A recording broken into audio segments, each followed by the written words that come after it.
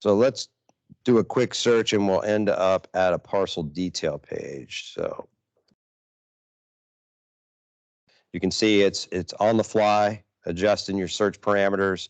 So if I stopped short, say that is the property that I was going for, and I hit enter on where this light blue bar is, it's going to search just that part. So if I back up to 315, it's going to, and I hit this, it's going to search everything with a 315 in it. So it's pretty flexible. We are still refining some of the search logic, so you'll see it get better and better. It gets tricky with when you want vacant parcels to show up on the same street because they don't have a street number. So we're fixing some of that logic so it will mirror some of how the current website works more accurately.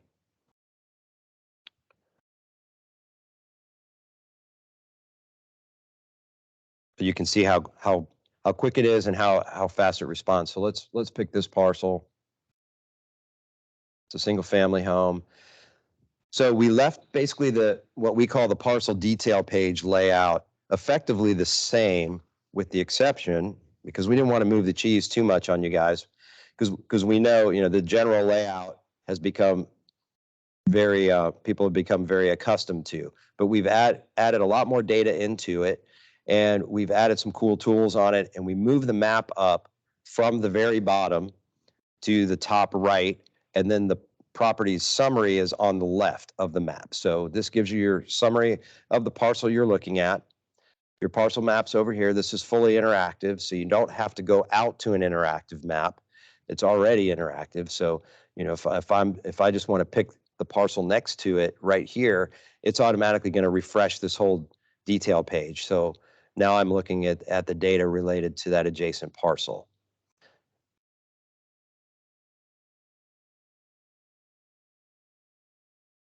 So I will show you a couple of quick things here. I'm going to get into most of these map tools here when we go to the actual map search page, because the sales, the measure, the map search, the map style, and the help are all on the map search page as well.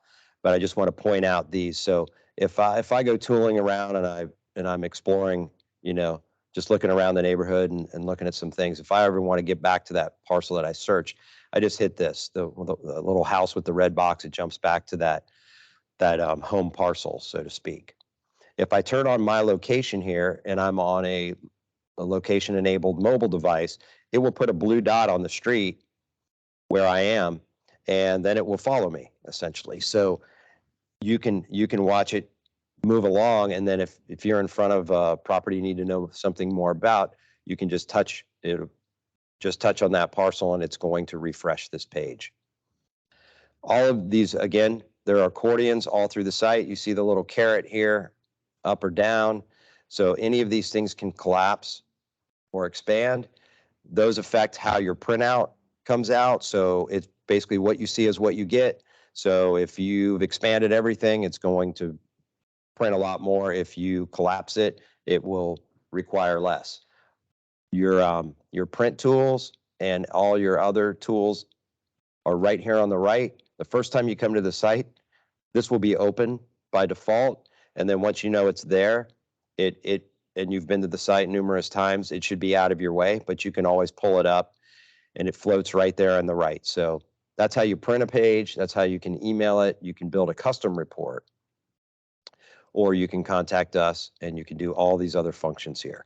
So a lot of these things, like the trim notice, the link to the tax estimator, link to the tax bill, they were all buried throughout the parcel detail page, somewhere at the top, somewhere at the bottom, somewhere buried in headers throughout.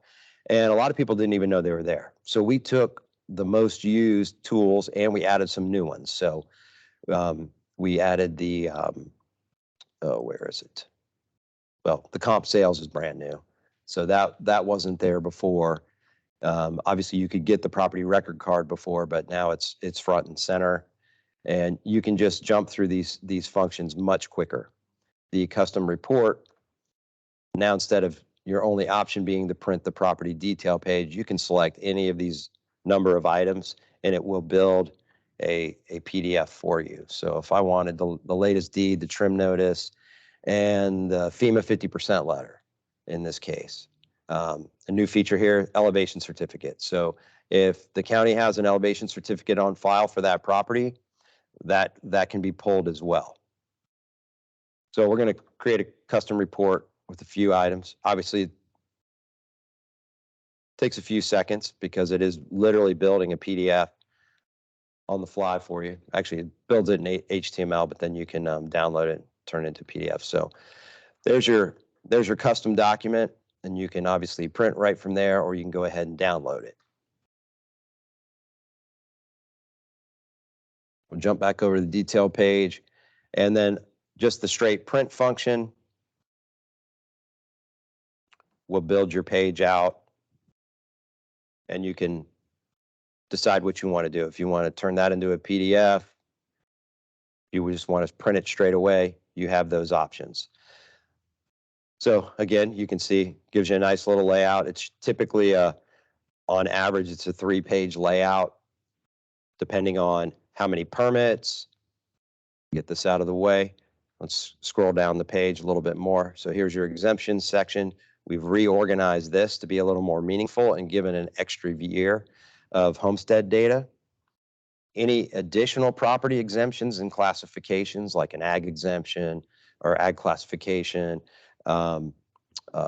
working waterfront, institutional exemption, those types of things would show up over here. But we do not show, for privacy reasons, we do not show any personal exemptions in this area. Then this is similar to what we used to have, but we have added some more information on this miscellaneous parcel line. We have added a link straight into the Kermit FEMA maps. And then here again, you can check directly for an elevation certificate on this parcel. And if one is available, that information will pull up.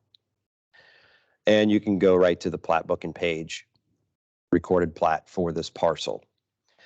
Your final values for 2021 are here. Again, these are all accordions. The value history, if you recall, on the current site, it gives you basically back into the mid 90s of value history. So it got kind of unruly when you were printing sometimes. So we went ahead and just defaulted it to 5, but they're all there. So you can open it up from 5, 10 to 20 to all. So if you want to bring it all the way back to 96, you can do so. But you may not want to print all that. And then obviously you've got these two where you can jump in increments of 5 years in this case because we're showing 5. We've got the little warning here for our new property owners to let them know not to assume that the seller's taxes are going to be their taxes in the coming tax year once they cross their first January 1 under ownership. You've got the link to the tax bill. You've got the information on the tax district and the millage rate. Now, I want to point out one thing because I know we have a bunch of municipal users on. So this would be based on whatever district the property was in as of the time of that year's roll. Now, up top here in this little summary, we added this that says current tax district. So this could be different. So if you ever see the two of those different, that means there was a recent annexation. And, if a parcel, recently moved into the city of Largo, for example, but last year it was in an unincorporated county, further down, it would show unincorporated, and up here it would show city of Largo.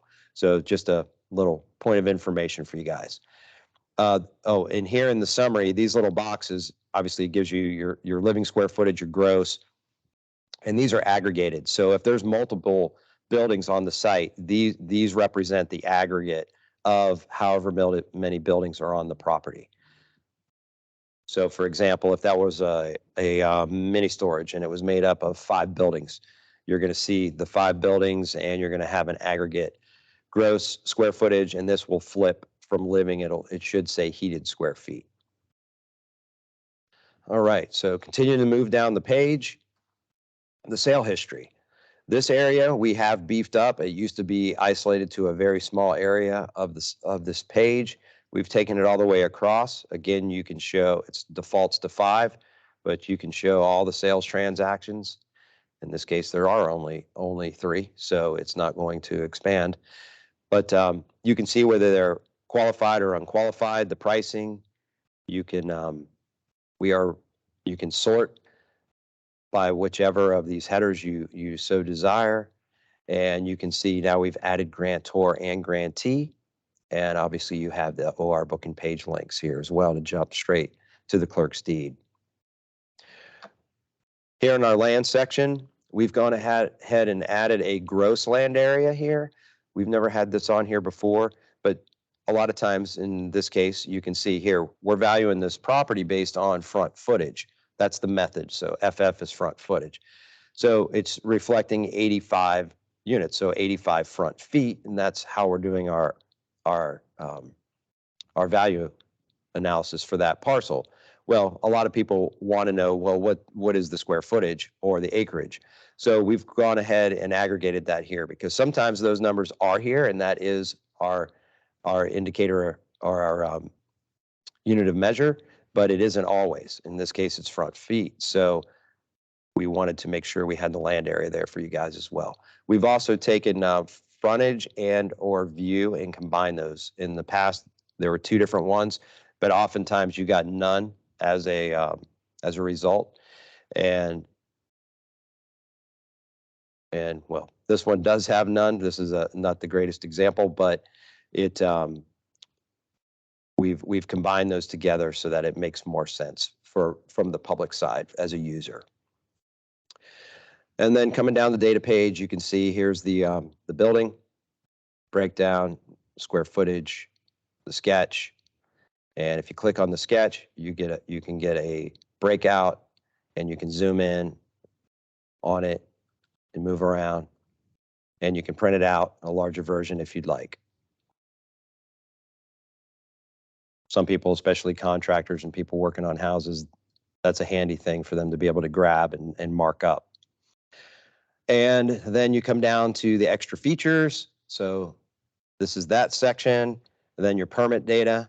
We have enhanced our permit links. We've really worked hard to try and get those to tie in to the various jurisdictions. Obviously, many of you know we have 24 incorporated cities plus unincorporated county. So it's a lot to try and point to, and sometimes these links get broken over time. If you run into those situations, please provide us that feedback or shoot us an email and let us know so we can get those repaired as quickly as possible, because sometimes the jurisdictions will make changes at their sites that affect these links. So then again, contact information down here at the bottom. We can jump right back up to the top. And let me show you a couple of things here. So we do have here back at the top, you have this quick search, which is similar to the one at the beginning. So again, you don't even have to go back. You can just open that accordion up and execute a new search here, or use the My Location feature. That is always collapsed by default.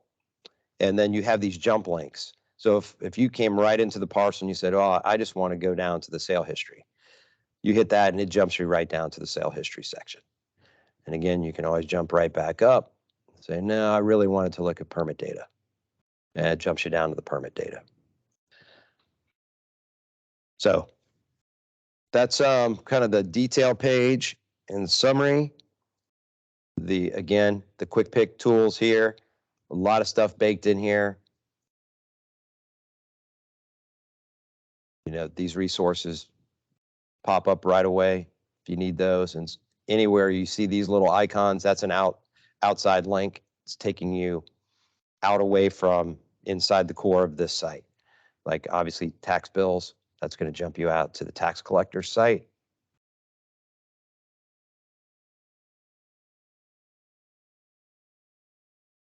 Then you get the information on that real estate account, and you can see all the history.